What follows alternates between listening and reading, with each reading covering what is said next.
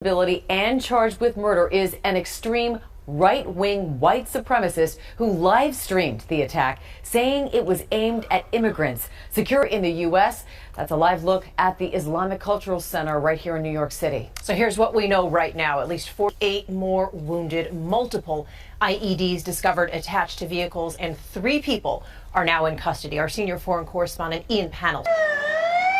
Horrific scenes in a normally peaceful country playing out at 2 mosques in Christchurch. As worshippers were at midday prayers, the holiest of the week, multiple people ruthlessly gunned down. At 1:42 p.m. local time, witnesses say a man dressed all in black entered the Masjid al-Noor mosque, shooting an automatic weapon. People were out. I saw some people had blood on their, were limping. This man seen with blood on his shirt was the last to escape, hiding under a bench. He just came in, he was shooting, and I'm thinking that, if I get out, I'll get shot, so I'm just keeping my fingers crossed so I could be alive.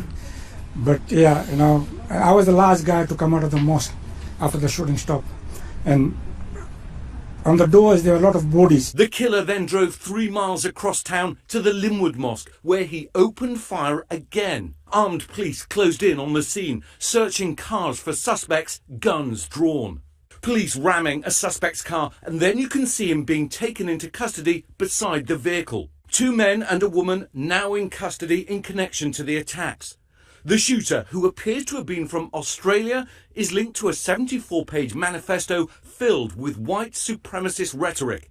Police also saying they defused 2 improvised explosive devices that were found on a vehicle after the shootings. Amidst the chaos, police officials now warning people to stay away from any mosque in New Zealand for now, in case of further violence. I want to ask anyone that was thinking of going to a mosque anywhere in New Zealand today, not to go, to close your doors until you hear from us again.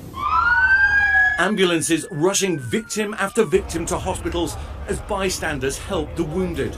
We pulled up and I opened up my driver's door and got out, and we pulled him round behind and then opened up the back as well, give us some protection. I'm 66 and never thought in my life I'd live to see something like this. Overnight, New Zealand's Prime Minister condemning this terrorist attack. This is one of New Zealand's darkest days. Clearly, what has happened here is an extraordinary and unprecedented act of violence.